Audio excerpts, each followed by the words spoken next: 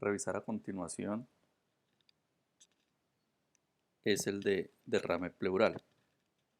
Vamos a hacer una revisión relativamente corta de los principales aspectos a tener en cuenta en esta patología.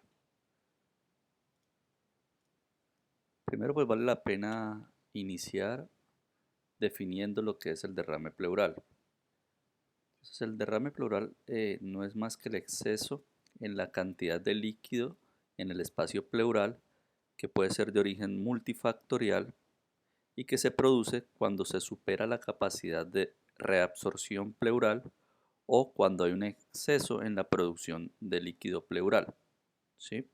Entonces, cuando existe un desbalance entre la producción y la reabsorción a nivel pleural, por múltiples causas que ya miraremos cuáles son las principales etiologías del derrame pleural. Esta tabla representa o muestra estadística americana eh, en donde se comparan o donde se mencionan las principales causas o las causas más frecuentes de derrame pleural. Si nosotros tomamos todas las causas de derrame pleural, vamos a encontrar que la insuficiencia cardíaca es la principal causa de derrame pleural. Esto en Estados Unidos, pero probablemente en el mundo sea igual. Seguido de derrames pleurales paraneumónicos, es decir, de origen infeccioso, derrames asociados a neumonía. Y posteriormente encontramos una variedad de etiologías del derrame pleural, entre ellos pues tenemos los derrames malignos, es decir, asociados a neoplasias, el tromboembolismo pulmonar, enfermedades virales, otras enfermedades sistémicas como la cirrosis, la tuberculosis, en fin. Vuelvo y repito, cuando tomamos todas las causas o analizamos todas las causas de derrame pleural, encontramos que la insuficiencia cardíaca y los derrames paraneumónicos son los más frecuentes. Si hablamos de prevalencia, en general hablamos que más o menos la prevalencia de derrame pleural en el mundo son de unos 400 casos por 100.000 habitantes, es decir, es una patología que es relativamente frecuente. Para nosotros entender cómo se produce el derrame pleural, primero tenemos que eh, analizar cuáles son las características normales del espacio pleural y las características habituales del líquido pleural. Entonces, primero hay que tener en cuenta que la pleura, que es esta que está aquí de color morado o violeta, es una lámina muy fina que es semitransparente y que tiene dos caras o dos lados, por decirlo de alguna forma. Uno es la pleura que se llama parietal, perdón, la pleura parietal, que es la más externa, la que está detrás de la caja torácica, ¿sí? Y la pleura visceral, que es la que está en contacto directamente con el pulmón. En medio de esas dos láminas tenemos lo que se llama el espacio o la cavidad pleural, ¿sí? La pleura, como ya he mencionado, es una lámina muy fina y que si uno se pone y mide, cuantifica esto, pues ocupa más o menos una superficie total de unos 90 centímetros cuadrados por kilo de peso. Y este espacio pleural, esta cavidad pleural, uno podría decir prácticamente que es un espacio virtual, ¿sí? Que está entre las dos pleuras, entre la parietal y la visceral, y que en condiciones normales este espacio tiene una cantidad pequeña de líquido, que más o menos son unos 15 mililitros. O si lo quieren calcular por kilo, pues podemos decir que ese líquido habitualmente está entre 0.2 y 0.3 mililitros por kilo. Entonces, ¿qué características tiene el líquido pleural normal? Condiciones habituales. Pues es un líquido que tiene baja cantidad de proteínas, ¿sí? Realmente tiene menos del 50% de las proteínas que se encuentran en el plasma. Tiene algunas células, en promedio unos 1700 leucocitos por mililitro, cuyo predominio principal es de macrófagos, un 20% de linfocitos y algunas células mesoteliales. Es importante tener en cuenta que este líquido pleural es bajo en sodio y tiene un alto contenido de bicarbonato, por eso es lo que hace que el pH de este líquido sea alcalino.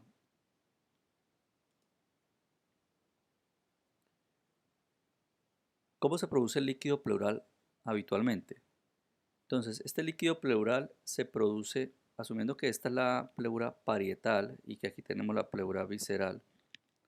El líquido pleural se produce por una filtración desde la circulación sistémica al espacio pleural, que es este, ¿sí? Esto ocurre pues a través de la pleura parietal principalmente. Entonces, asumiendo que aquí están los capilares, ahora lo miraremos en otra imagen más adelante. Si asumiendo que este es el capilar, un ultrafiltrado de la sangre o del plasma eh, pasa a través de la pleura parietal hacia el espacio pleural y se reabsorbe ese líquido a través de el drenaje linfático. Drenaje linfático que está en varias localizaciones, ¿sí? Unos a nivel de los ganglios costales y otros sobre la base del diafragma, que a través de ellos es que se logra el drenaje o la reabsorción del líquido pleural. La pleura, hemos mencionado aquí que esto ocurre a través de la pleura parietal. ¿Por qué? Porque la pleura visceral generalmente es poco permeable al líquido. Solo en algunos casos, por ejemplo, como en el edema agudo de pulmón, que se incrementa de forma significativa la presión hidrostática a nivel de esos capilares, en esos casos sí puede ocurrir un mayor paso de líquido a través de la pleura visceral hacia el espacio, eh, hacia la cavidad pleural. Pero por lo general ocurre desde el capilar a través de la pleura parietal. Aquí lo vemos un poco mejor en esta imagen. Entonces, teniendo en cuenta que este es el espacio pleural y que esta es la pleura parietal y esta es la pleura visceral, si nosotros comparamos las presiones, aquí en las capilares de la pleura parietal, la presión hidrostática está en torno a 30 centímetros de agua, mientras que en los capilares de la pleura visceral está esa presión hidrostática en torno a 24 centímetros de agua. Entonces es mayor la presión hidrostática a nivel de los capilares de la pleura parietal. Y a nivel del espacio pleural, esa presión hidrostática es baja, es de menos 5 centímetros de agua. Por tanto, el paso de líquido ocurre principalmente, como ya lo había mencionado, desde el capilar a través de la pleura parietal hacia el espacio pleural. Así es que se produce el líquido. ¿Cómo se reabsorbe? Entonces igual, si comparamos a nivel de los ganglios linfáticos de la pleura parietal, tenemos una presión oncótica de más o menos 34 centímetros de agua, mientras que la presión oncótica en la pleura visceral es equivalente. Por tanto, y si tenemos en cuenta la presión oncótica en el espacio pleural, que es de 5 centímetros de agua, pues por tanto esto nos permitirá entender que la reabsorción depende básicamente de esa diferencia de presión oncótica entre el espacio pleural y los ganglios linfáticos, tanto en la pleura parietal como en la pleura visceral. Por tanto, la reabsorción ocurre a ambos lados de la pleura, mediado por las diferencias de presión oncótica. Entonces, resumiendo, el paso del líquido o la producción del líquido se lleva a cabo desde o se produce desde el capilar de la pleura parietal hacia el espacio pleural y se reabsorbe en los ganglios linfáticos tanto de la pleura parietal como de la pleura visceral. Si ustedes lo quieren ver de otra forma, pues aquí está solo en números. La pleura parietal tiene una presión hidrostática mayor que la pleura visceral, ¿sí? Por eso se produce el paso principalmente de aquí para acá. Y la presión oncótica, como es igual en ambas pleuras, entonces esto produce que la reabsorción del líquido ocurra por igual tanto en la pleura parietal como en la pleura visceral. Entonces, en condiciones normales ya hemos mencionado que el líquido pleural es escaso, que hay unos 15 mililitros de líquido pleural y que se mantiene en equilibrio gracias al ultrafiltrado del plasma mediado por la presión hidrostática y a la reabsorción que ocurre en los linfáticos mediado por la presión oncótica. Cuando tenemos un incremento de la presión hidrostática, como ocurre por ejemplo en la insuficiencia cardíaca, este incremento en la presión hidrostática incrementa el paso de líquido desde el capilar hacia la cavidad pleural. Pero como es un incremento solo de la presión hidrostática, pues solo pasa líquido, debido a que la pared del capilar se mantiene intacta, ¿sí? Entonces pasa líquido, pero tenemos un líquido bajo en proteínas y bajo en células, que es lo que se denomina clásicamente como trasudado, porque tenemos un incremento en la presión hidrostática con una pared capilar íntegra y con una presión hidrostática que puede estar disminuida o normal. En el exudado, ¿qué pasa? Cuando tenemos nosotros un proceso inflamatorio, por ejemplo una neumonía, una sepsis, los mediadores inflamatorios producen una alteración en la pared del capilar, ¿sí? Y aunque tenemos una presión hidrostática y una presión oncótica normales, esa alteración en la permeabilidad o en la integridad de las células endoteliales permite el paso de líquido, y no solo de líquido, sino que además de proteínas y células hacia el espacio pleural, y esto es lo que se conoce como un exudado, es decir, un líquido rico en proteínas y en células. Y si lo queremos ver de otra forma, pues aquí tenemos un ejemplo, por ejemplo, como ocurre en el edema agudo de pulmón. En el edema agudo de pulmón tenemos derrame pleural que puede ser de origen cardiogénico y no cardiogénico. El cardiogénico se representa aquí en este lado, en el lado izquierdo de la diapositiva, y el no cardiogénico en el lado derecho. Entonces, ¿qué pasa? Cuando tenemos derrame pleural por insuficiencia cardíaca, por edema agudo de pulmón, lo que tenemos es un incremento en la presión hidrostática dentro del vaso, ese es el capilar. Hay un incremento en la presión hidrostática, y ese incremento en la presión hidrostática es lo que provoca el paso del líquido hacia el espacio pleural y hacia el alvéolo, ¿sí? Teniendo en cuenta que la pared del capilar está íntegra, y ese paso del líquido se produce por un aumento en esa presión. Esa presión pues genera un paso forzado del líquido hacia el espacio pleural y hacia el alvéolo, con una pared capilar que está normal, íntegra.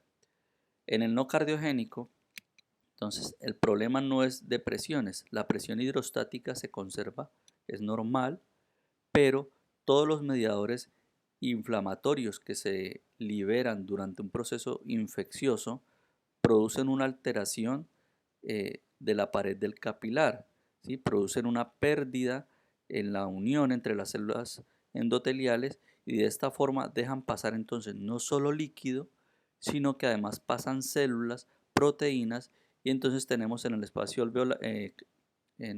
pleural, o en este caso en el alvéolo, un material líquido, pero con gran contenido en proteínas y en células, lo que conocemos entonces como un exudado. Entonces el exudado se produce por esa alteración en la permeabilidad de la pared del capilar, mientras que el trasudado se produce por un incremento en la presión hidrostática. Muy bien. Entonces, ya sabiendo cómo se produce el derrame pleural, pues es importante entonces mencionar qué síntomas podemos tener o qué manifestaciones clínicas puede tener un paciente con derrame pleural. Y esto es muy diverso, como pongo aquí, es una sintomatología muy diversa, porque nosotros podemos encontrar pacientes que estén asintomáticos si la cantidad de líquido que tiene el espacio pleural no es muy significativa, ¿sí? O podemos tener cuadros clínicos muy evidentes, muy sintomáticos, si la cantidad de líquido o la etiología de ese derrame pleural mmm, produce dichas manifestaciones. Entonces depende mucho de la etiología del derrame pleural. Entonces, ¿qué manifestaciones podemos tener? O en el examen físico. Luego revisaremos algunos aspectos a tener en cuenta dependiendo de la patología, ¿sí? Pero en el examen físico, nosotros ¿qué podemos encontrar? Pues disminución de los movimientos respiratorios en función de qué tanta cantidad de líquido podemos encontrar tengamos en el espacio pleural. A la palpación Si nosotros ponemos las manos sobre el tórax, vamos a tener una disminución de las vibraciones vocales porque obviamente tenemos líquido y esto va a disminuir esa transmisión. A la percusión podemos encontrar matidez y a la auscultación que podemos encontrar pues una disminución de los ruidos respiratorios habituales, pero con un incremento de la transmisión vocal a la auscultación, lo que se conoce como pectoriloquia. Es decir, que si yo le digo al paciente que hable en voz baja, al ponerle yo el fonendo en las bases, lo que voy a escuchar es un incremento en la transmisión vocal de ese paciente. Esto pues, por la conducción que genera el líquido del sonido. El dolor pleurítico. El paciente en muchas ocasiones consultará o tendrá dentro de sus síntomas el dolor pleurítico, que es el dolor que se incrementa con los movimientos respiratorios, ¿sí? Y es esto también varía en función de la etiología. Una característica importante para uno saber si es un dolor pleurítico o no es que si le decimos al paciente que se ponga en decúbito lateral sobre el lado afectado, va a tener una mejoría de la sintomatología. Esto porque pues, disminuimos el roce de la pleura al ponerse el paciente en decúbito lateral. En derrames importantes, por ejemplo, que ocupan más de un tercio del emitoras afectado, en esos pacientes podemos encontrar disnea como síntoma cardinal del derrame pleural, pero pues se da en pacientes con con un derrame pleural importante. Bien, entonces habíamos dicho al inicio del cuadro clínico que depende mucho de la etiología. Entonces, si yo tengo un paciente con insuficiencia cardíaca, pues ese paciente me va a consultar por disnea sin fiebre, si la causa de la descompensación de la insuficiencia cardíaca no es infecciosa. Disnea sin fiebre, y es raro que esos pacientes tengan dolor pleurítico. Lo que sí nos va a ayudar mucho es el antecedente, si es un paciente hipertenso, no controlado, que tenga una cardiopatía hipertensiva. Y tenemos en la placa una imagen de derrame pleural bilateral, es decir, un aumento de densidad en ambos emitoras, con borramiento de los ángulos costofrénico y costodiafragmático, ¿sí? Y además tenemos una cardiomegalia. Entonces podemos decir que ese derrame pleural está en relación con insuficiencia cardíaca, es decir, un derrame bilateral asociado a cardiomegalia en un paciente que tiene pues, antecedentes cardiológicos. Por el contrario, si tenemos un paciente que no tiene antecedentes cardiovasculares, pero consulta por disnea, por fiebre, por dolor torácico de características pleuríticas, es decir, que empeora con los movimientos respiratorios, y le hacemos una radiografía de tórax y encontramos que tiene un infiltrado, por ejemplo en este, como está aquí, paracardíaco izquierdo, con un borramiento de los ángulos costofrénico y costodiafragmático, pues el paciente muy probablemente tenga una neumonía y los síntomas varían respecto al cuadro clínico anterior de la insuficiencia cardíaca. Aquí tenemos disnea, que también puede tener la insuficiencia cardíaca, pero tenemos fiebre, que no está en la insuficiencia cardíaca, y dolor pleurítico, que normalmente no está en la insuficiencia cardíaca. Otro ejemplo, paciente, por ejemplo, asintomático, ¿sí?, que consulta por un cuadro constitucional, que lleva varios meses perdiendo peso, con hiporexia, astenia, y en los últimos meses o semanas presenta disnea, también un dolor pleurítico, pero no tiene fiebre. Y de pronto en la auscultación pues tiene una disminución de los ruidos respiratorios en un emitoras. Si nosotros le hacemos la radiografía, encontramos un derrame pleural o un aumento de densidad, una opacidad basal derecha, ¿sí?, cóncavo, unilateral, en un paciente sin fiebre, sin antecedentes cardiológicos y con este cuadro constitucional, pues muy probablemente esto sea un derrame pleural maligno. Entonces ya vamos viendo cómo la sintomatología varía mucho, el cuadro clínico varía mucho en función de la etiología del derrame pleural. Encontramos en la insuficiencia cardíaca un derrame pleural bilateral, en pacientes con antecedentes cardiológicos. Podemos encontrar un derrame pleural unilateral en pacientes con cuadro infeccioso, entonces que van a consultar por fiebre, disnea y dolor pleurítico. Y podemos también encontrar un derrame pleural unilateral en pacientes sin sintomatología cardiológica y sin sintomatología infecciosa. En ese caso tendríamos que descartar siempre pues, que no sea un derrame pleural maligno o una tuberculosis, por ejemplo. Entonces las causas de derrame pleural son múltiples, nos podemos dividir en trasudado y en exudado. En trasudado ya hemos mencionado la insuficiencia cardíaca, pues digamos es el ejemplo más claro. La cirrosis también podría producir un trasudado, algunas nefropatías y pues algunas patologías como el tromboembolismo pulmonar, la sarcoidosis, ¿sí? Podrían producir trasudado. Como causa de exudado, lo típico tenemos las infecciones, entonces infecciones bacterianas, una neumonía que produzca un derrame pleural paraneumónico, la tuberculosis, bueno, en general, infecciones, procesos infecciosos, o las neoplasias que afecten directamente a la pleura, pueden producir un derrame pleural de características de exudado.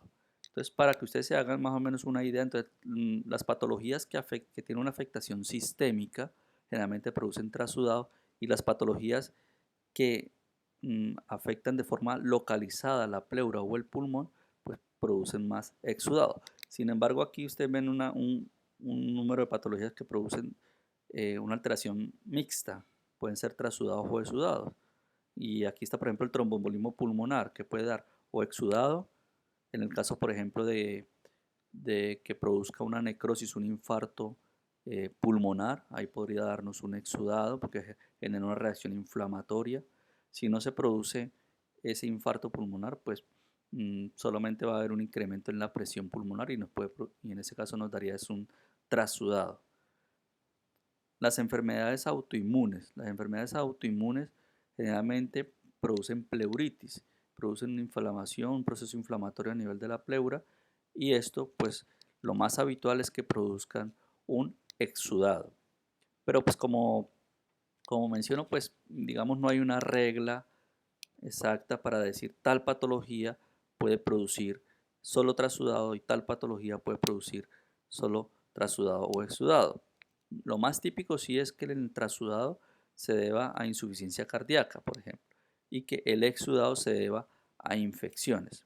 Pero de resto hay que analizar el líquido para saber exactamente si es un trasudado o un exudado. Y para esto pues están los típicos criterios de Light, ¿no? Los criterios de Light incluyen tres parámetros, que básicamente es analizar las proteínas y la lactato deshidrogenasa en el líquido pleural y en la sangre. Entonces, si tenemos una relación de proteínas en el líquido pleural sobre las proteínas en el plasma, en el suero, y esta relación o este cociente nos da más de 0.5, o si tenemos una LDH en el líquido pleural sobre la LDH en el plasma y esto nos da más de 0.6, o si tenemos una LDH en el líquido pleural que es más de 2/3 del límite superior de la normalidad en sangre, o esa LDH en el líquido pleural es generalmente mayor de 200, si cumple cualquiera de estos, uno de estos, podemos decir que ese paciente es un exudado, ¿sí? Es decir, podemos calcular, entonces ya ustedes se darán cuenta que hay que pedir proteínas en el líquido pleural, proteínas en el suero, LDH en el líquido pleural y LDH en el suero. Si sacamos este cociente y nos da más de 0.5 o sacamos este cociente y nos da más de 0.6 o cumple con este criterio, cualquiera de esos nos daría entonces un criterio para un exudado. Aunque cumpla solo uno de ellos, nos daría para un exudado. Obviamente, si no cumple ningún criterio de esos, diríamos entonces que ese paciente tiene un derrame pleural de características de trasudado. Existen, bueno, ya desde hace mucho tiempo porque se vienen aplicando los criterios de Light. Estos criterios se han comparado con otros criterios y en realidad los criterios de Light son los que más sensibilidad tienen y aunque la especificidad no es tan alta, sí es bastante importante. Entonces la sensibilidad para el exudado del 98% y la especificidad del 83%. Hay otros parámetros, por ejemplo, como los niveles de colesterol o la relación entre colesterol en líquido pleural y en sangre, que no tienen valores de sensibilidad y especificidad tan buenos como los criterios de Light, excepto, por ejemplo, de la diferencia entre los niveles de albúmina en sangre y los niveles de albúmina en el líquido pleural. Si yo tomo los niveles de albúmina en sangre y le resto los niveles de albúmina en el líquido pleural y eso me da menor o igual a 1.2 gramos por decilitro, esto también tiene una buena sensibilidad y especificidad para exudado. Es decir, si yo tengo una albúmina en sangre de 4 y le pido albúmina en pleura y es de 3, 4 menos 3 me daría 1, o sea, me da menos de esto, eso tendría una buena sensibilidad y especificidad para hablar de exudado. Pero pues en general, los criterios de Light son los que mejor cumplen el criterio de sensibilidad y especificidad para exudado. Por eso son los que se siguen aplicando actualmente. ¿Qué otros parámetros tenemos? Ya aquí se los había mencionado en la diapositiva anterior. El gradiente de albúmina en suero, es decir, la resta, coger la albúmina en suero y restarle, como estaba aquí, coger la albúmina en suero y restarle la albúmina en el líquido pleural. Eso es muy específico para exudado. Y aquí está es lo contrario, pues yo esa misma fórmula la puedo tomar al contrario. Si yo a esa albúmina en suero le resto la albúmina en el líquido pleural y me da más de 1.2, es decir, lo contrario a lo que dijimos en la diapositiva anterior, pues entonces podemos decir que es trasudado, ¿sí? Se puede aplicar como quiera. El caso es que la fórmula es la misma, albúmina en suero menos albúmina en líquido pleural. Si nos da menos de 1.2 decimos que es un exudado. Por lo tanto, si nos da más de 1.2 decimos que es un transudado. LDH muy alta, LDH muy alta por encima de 1000, por ejemplo, es típico de enfermedades infecciosas, de empiema, de pus en la cavidad pleural. También es típico o podemos encontrarlo de forma habitual en procesos inflamatorios de la pleura por enfermedades como artritis reumatoide. Niveles altos de triglicéridos en el líquido pleural se asocia mucho al quilotórax, es decir, esto se da en pacientes que han tenido traumatismos o por ejemplo que han sido operados a nivel del cuello o en el tórax o en pacientes oncológicos en los que el espacio pleural se llena de linfa y eso pues es rico en contenido en triglicéridos. ¿Qué otros parámetros podemos analizar? La glucosa, por ejemplo. Glucosas muy bajas por debajo de 60 miligramos por decilitro o un cociente entre la glucosa en el líquido pleural y la glucosa en el suero que nos dé menos de 0,5 también nos orienta hacia exudados. Y esto es típico en pacientes con pleuritis asociadas a artritis reumatoide, típico de derrame paraneumónico porque pues eso es un derrame infeccioso y recordarán ustedes que las bacterias consumen mucha glucosa, en los derrames asociados a neoplasias y en la tuberculosis. Otro parámetro importante, entonces, bueno, ya hemos dicho los criterios de Light, el gradiente de albúmina en sangre respecto a la albúmina en la pleura, los triglicéridos, la LDH, pero también es importante el pH. El pH nos orienta también, nos puede orientar hacia ciertas etiologías. Hemos dicho que el pH normal del líquido pleural es alcalino, está en torno a 7.6. En los trasudados el pH se mantiene, oscila entre este rango, 7.4 hasta 7.55. Y en los exudados podemos encontrar un pH un poquito más ácido, que puede estar hacia 7.3, 7.4. Pacientes o líquidos pleurales que tengan pHs muy ácidos, muy bajos, generalmente por debajo de 7.15, siempre hay que pensar en empiemas, ¿no? Que generalmente, y esto es importante, ¿por qué? Porque cuando nosotros tenemos ese pH bajo, generalmente por debajo de 7.2, eso es un criterio para poner un tubo de tórax o para drenar de forma quirúrgica ese derrame pleural. La amilasa también en algunas ocasiones o dependiendo de la sospecha clínica nos puede ayudar. Si tenemos una amilasa eh, que en la pleura es mayor que en el suero o esa relación es mayor de uno, habría que pensar en una pancreatitis aguda, por ejemplo, en una ruptura esofágica o en neoplasias. Uno generalmente no pide la amilasa de entrada en estos líquidos, en el análisis del líquido pleural. Va muy orientado hacia el cuadro clínico. Entonces, si yo tengo un paciente con una pancreatitis severa y tiene un derrame pleural, pues a lo mejor sí le pido amilasa en el líquido pleural, pensando en que ese derrame pleural esté asociado con esto, o en pacientes que tengan un traumatismo, una ruptura esofágica. Otra cosa importante es la adenosina deaminasa, el ADA, en líquido pleural. Típicamente esto lo hemos relacionado con tuberculosis, porque ya saben ustedes que eso se libera eh, en relación a la respuesta de los linfocitos. Cuando tenemos un ADA por encima de 35 unidades por litro, es muy sugestivo de, de un origen tuberculoso del derrame pleural. ¿Qué otros parámetros podemos analizar? Entonces ya esta parte hasta aquí hemos analizado, digamos, la parte bioquímica del líquido pleural. Luego hay que analizar la celularidad y para eso podemos hacer estudios citológicos. Entonces básicamente lo que vemos es el, el predominio de células que tiene el líquido pleural. Entonces puede tener un predominio de neutrófilos. En ese caso habría que pensar en una infección bacteriana, ¿cierto? Cuando el predominio es neutrofílico. Si el predominio es linfocítico, habría que pensar o en infecciones virales, o en una tuberculosis, o en otras enfermedades sistémicas como la artritis reumatoide o la sarcoidosis. Entonces, esto es una suma de todo, ¿no?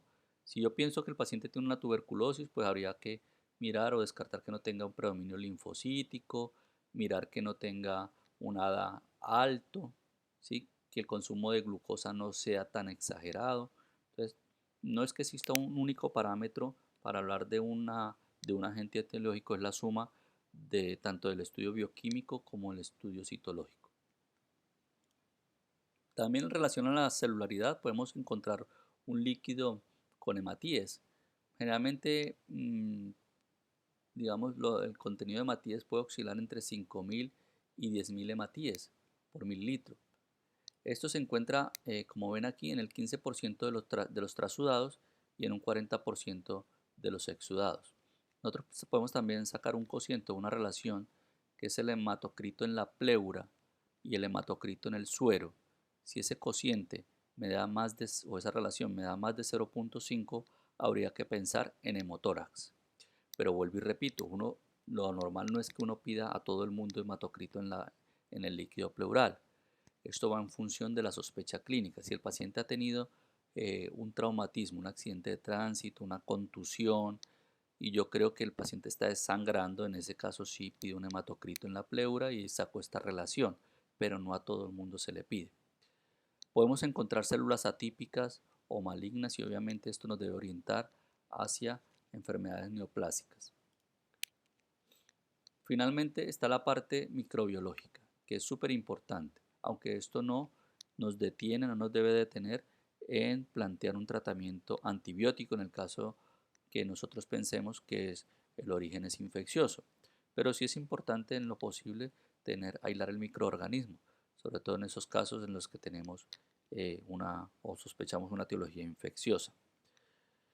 También nos sirve obviamente para esto, porque yo puedo iniciar un tratamiento empírico en el paciente con una neumonía y que tenga un derrame paraneumónico, inicio tratamiento empírico, pero pues después el resultado del cultivo y el antibiograma me va a orientar hacia si debo continuar con ese tratamiento antibiótico o si lo debo cambiar.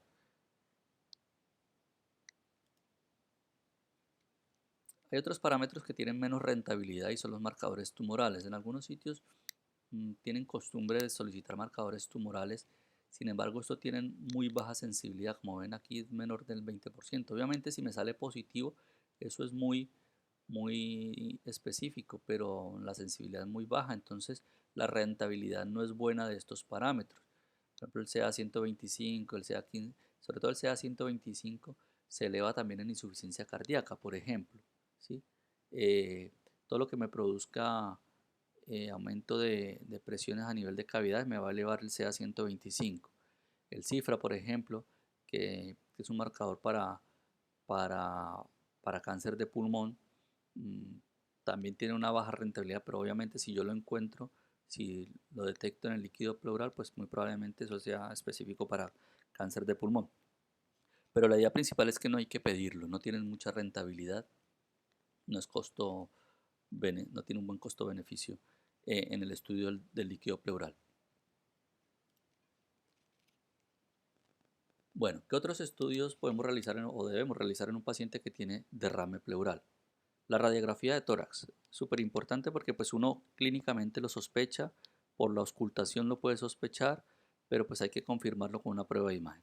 La radiografía de tórax detecta derrames pleurales cuando la cantidad de líquido acumulado está por encima de 75 mililitros. Eh, yo con la radiografía, digamos, puedo hacer como una clasificación de si el derrame es leve, moderado o masivo. Hablamos de derrame pleural masivo cuando ocupa más del 75% del hemitórax afectado, ¿sí?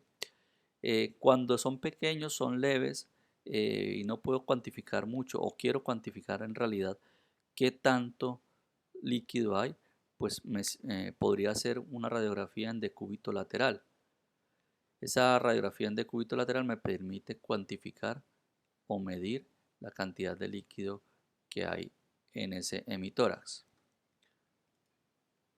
Entonces aquí tenemos imágenes radiológicas mm, típicas de derrame pleural. Aquí por ejemplo tenemos un derrame pleural unilateral, ¿cierto? Cóncavo hacia arriba, que dependiendo del contexto clínico pues miraremos si es un paciente con un proceso infeccioso o si el paciente está asintomático y esto se lo detectan por casualidad, pues habría que pensar en una enfermedad neoplásica, ¿cierto? Como causa del derrame pleural.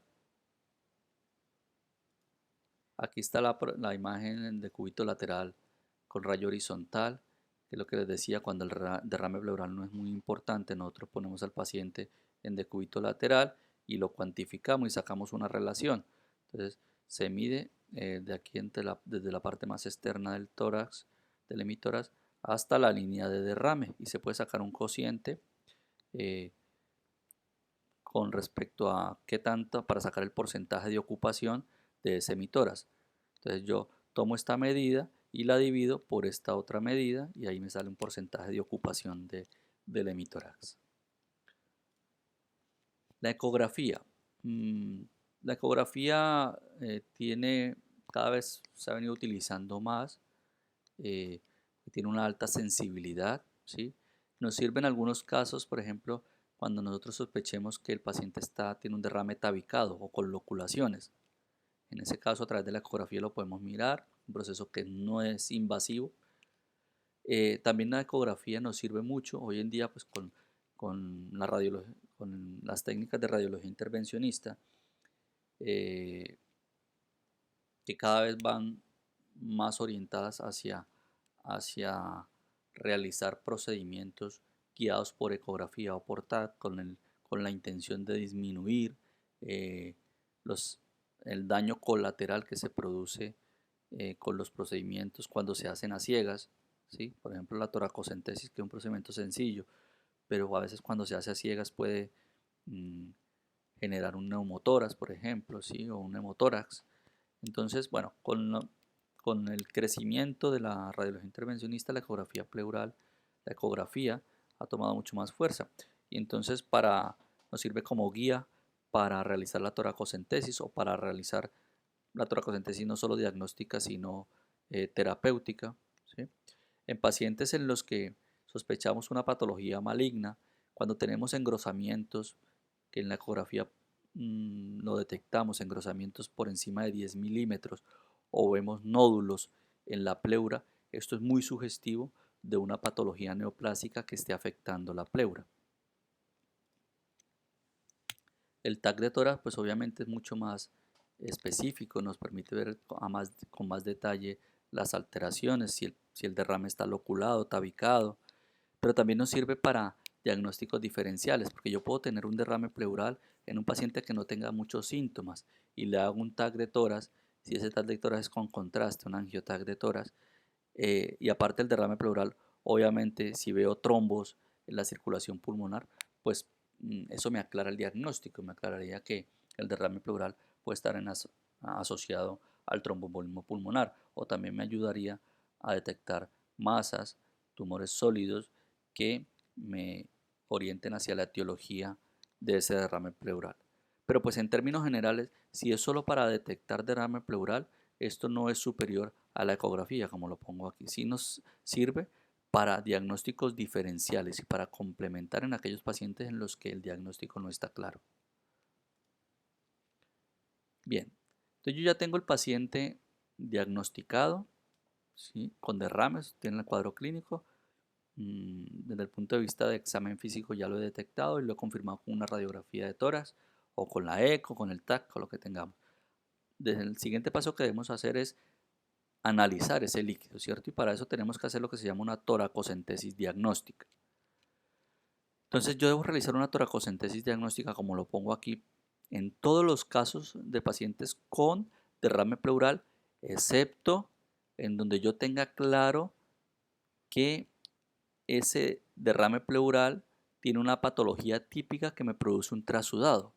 Es decir, si yo tengo un paciente que va por disnea, ortopnea, disnea paroxística nocturna, edema de miembros inferiores y tiene una placa con derrame pleural bilateral, pues obviamente yo tengo que pensar, y es lo más obvio, que ese derrame pleural es por insuficiencia cardíaca. En ese caso, sabemos que es secundario a eso, que será un trasudado, y obviamente a ese paciente no habrá que hacerle una toracocentesis para eso, porque el tratamiento va a ser tratar la insuficiencia cardíaca. Para hacer una toracocentesis diagnóstica sí es importante que la cantidad de líquido sea lo suficiente como para que yo pueda tomar la muestra. Y generalmente es que tenga más de 1 centímetro, más de 10 milímetros en la radiografía de tórax en decúbito lateral, en esta que les mostré. Entonces, si yo tengo dudas en qué cantidad de líquido tiene, pues hago la decúbito lateral, y si tiene más de 10 milímetros, pues eso es líquido suficiente para hacer la toracocentesis. ¿Cómo se hace la toracocentesis? Y esto es importante tenerlo en cuenta, es un procedimiento muy sencillo, aunque vuelvo y repito, hoy en día lo ideal es que esto lo haga el radiólogo intervencionista, guiado por ecografía, para tratar de disminuir los efectos secundarios al procedimiento, la iatrogenia. ¿Listo? En caso que no cuenten con el servicio de radiología intervencionista, pues es muy sencillo. Al paciente se le pide que se apoye sobre una superficie un poquito alta, esto con el fin, y apoya los brazos con el fin de sacar las escápulas, ¿cierto? Liberar las escápulas y que quede el espacio pleural expuesto. Obviamente se hace una técnica de asepsia, ¿sí? Y se entra con una jeringa de 20 o de 50 en función de la cantidad de líquido que yo quiera sacar, y lo que se va es introduciendo. Aquí se puede aplicar anestesia local. Hay algunos que prefieren no aplicar anestesia local para evitar una punción. Y lo que se va es introduciendo la aguja, y a medida que se va introduciendo la aguja se va aspirando hasta que salga líquido. Una vez que sale líquido ya no seguimos introduciendo la aguja, sino simplemente vamos aspirando. Aquí está la misma imagen, pero aquí simplemente lo que les quiero mostrar es que hay que tener en cuenta, para hacer la toracocentesis, tener en cuenta por dónde va el paquete vasculonervioso. Ustedes recordarán que ese paquete vasculonervioso va por la parte inferior de la costilla. Por tanto, si yo voy a hacer la toracocentesis, debo tener en cuenta de hacerlo por encima de la costilla, pero retirado de la parte inferior de la costilla que está por encima, ¿sí?, para no tocar el paquete vasculonervioso. Pero como digo, estos procedimientos, la tendencia, bueno, hace mucho rato en nuestro país, no todos los hospitales y clínicas cuentan con radiología intervencionista, pero esa es la tendencia, y lo ideal es que lo haga un radiólogo intervencionista guiado por ecografía.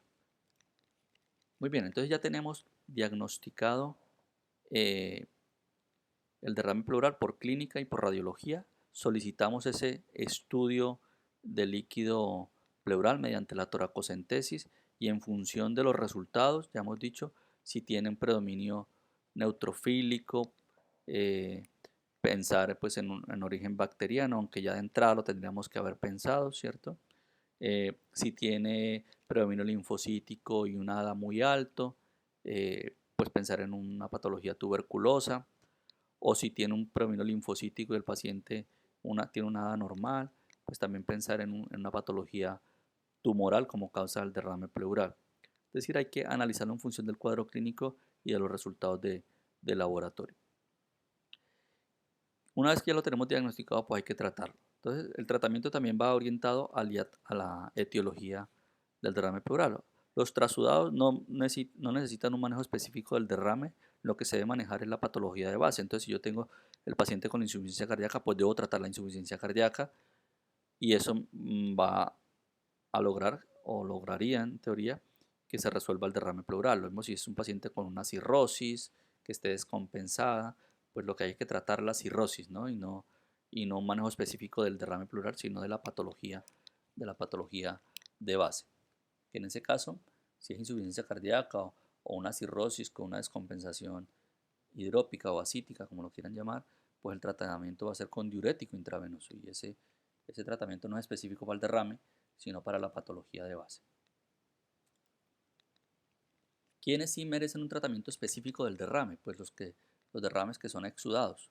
Entonces, como hemos dicho que las principales causas de exudado pues son los paraneumónicos, es decir, los derrames que están asociados a una neumonía. El tratamiento en este caso pues es el de la neumonía, entonces tratamiento antibiótico, el que hayamos decidido ponerle en función de los factores de riesgo, de la clínica y del hallazgo microbiológico. Y lo que es más importante en esto de los derrames paraneumónicos, aparte del tratamiento antibiótico, es definir si ese derrame necesita drenaje o no. Y para eso hay unas indicaciones, que ahora las miraremos.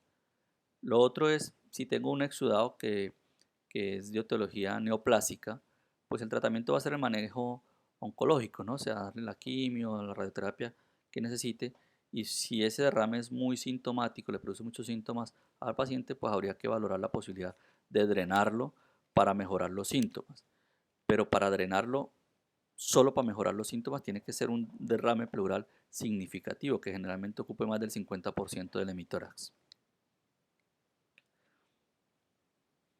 Entonces, en cuanto al derrame paraneumónico, aquí hay unas indicaciones de drenaje, de toracocentesis, no diagnostican, o sea, no sacar la muestrica para diagnosticarlo solo, sino evacuarlo, sacarlo para mejorar los síntomas y para mejorar los resultados del tratamiento antibiótico, lo que se llama una toracocentesis evacuadora. Entonces, ¿en qué caso lo hago?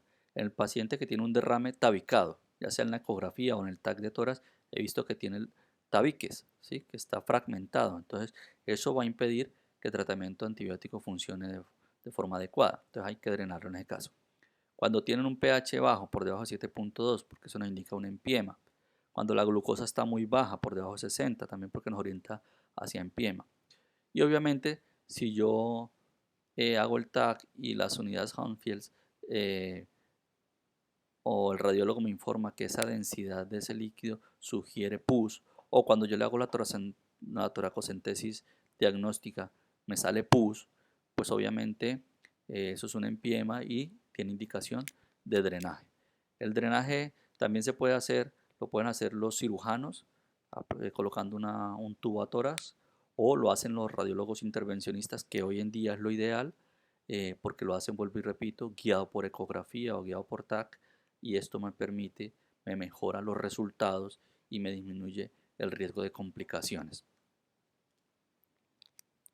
En esos derrames pleurales paraneumónicos o infecciosos que están tabicados, aparte de drenarlo, yo también se pueden utilizar unos fibrinolíticos. ¿Para qué? Para tratar de romper esos tabiques, ¿no? Digamos que lo más tradicional es, o que se han usado de forma más tradicional, son la uroquinasa y la streptoquinasa a las dosis que están aquí. Lo que uno hace es poner las dosis de ese fármaco por el tubo que está drenando. Lo que hace es, aquí está, por ejemplo, la mezcla, que son las 100.000 unidades. Uno lo diluye en 100 mililitros de solución salina, lo introduce en el tubo, tapona el tubo y lo deja ahí unas 2 horas para que este fibrinolítico entre allá a la cavidad pleural y rompa los tabiques. Lo mismo con la streptoquinasa, ¿sí? Que son 250.000 unidades. Uno lo diluye en 100 mililitros de solución salina y lo deja 1 o 2 horas. Y bien, con esto pues hemos hecho una revisión así muy general de lo que es el derrame pleural. Estamos revisando derrame pleural en general, por eso no me detuve en cada patología. Lo más importante es uno orientarse, vuelvo y repito, por el cuadro clínico, ¿sí? En función del cuadro clínico voy pidiendo pruebas. Lo básico es una radiografía de tórax, pero en cuanto a los estudios citológicos o microbiológicos, pues esos van a ir orientados en función del cuadro clínico y de los antecedentes del paciente.